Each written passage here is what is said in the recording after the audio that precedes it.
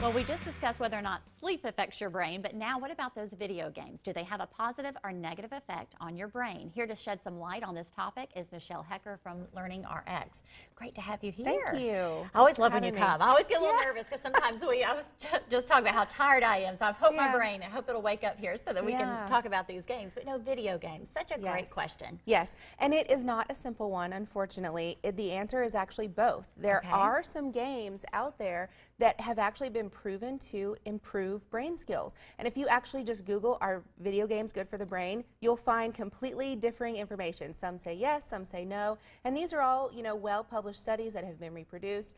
So we know that the information is out there that some video games can help the brain and some video games can hurt the brain. So it's important to understand the difference and what are really the factors that are causing that. And the biggest thing that you have to understand is that frequency of the games that are being played play a role, and then the types of game that you're playing are important. Right. So if you're playing, a logic game or memory, or you can even build attention skills using video games. In fact, they do this a lot in the military. So they can actually improve visual processing, improve task switching. A lot of people think about multitasking like doing two things at once, and the brain really can't concentrate on two things at once. But what it does really well is switch back and forth between tasks. So when you get good and efficient at task switching, you can improve your attention skills. So there are some games that can do that. But what's really difficult is that when you have games that are a lot of stimulus happening, so a lot of action games, very fast-paced scene switching, and not just even video games, but TV shows that are switching their scenes constantly. What happens is it activates that part of stimulus, that visual and the vestibular senses. And so what you have is an overpowering of information, and you're speeding up your processing. So when the game gets taken away or the tablet gets taken away, you have a total meltdown because that brain is needing all of that sensory input. Right.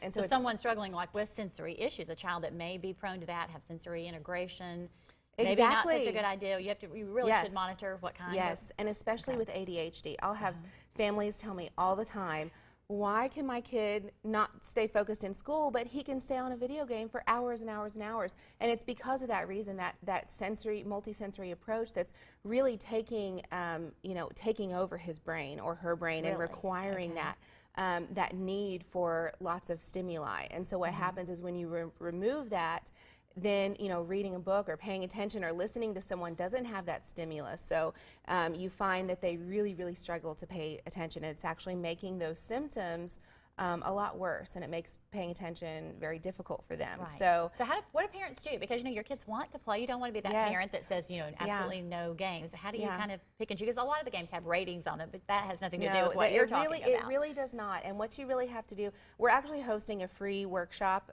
next week, and this is going to be on Wednesday, November the 8th at 11:30 p.m. in Walker County at the Advancing Education Center. I know exactly where that's at. And that's it's actually in Chickamauga, but it's at 11:30, and it's going to go through all of the different types of games, which ones are the ones you really need to be choosing, the time frames.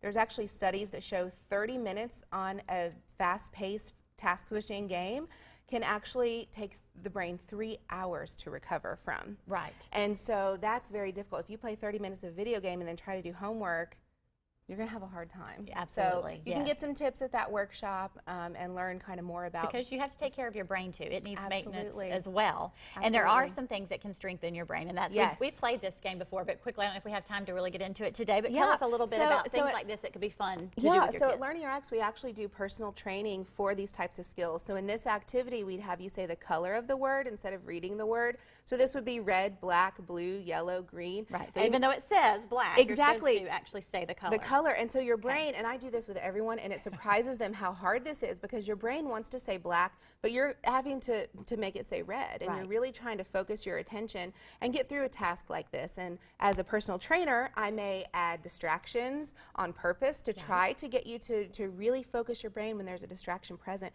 And that's a way that we can train those skills organically, by really addressing what that underlying issue is with cognitive skills. And you are a trainer primarily for kids, but should adults adults be also as we age, especially? Should we be doing some Absolutely. things to exercise and strengthen our brains Absolutely. I mean, we work with seniors, all ages. A lot of our training that isn't with kids primarily depends on memory and attention skills.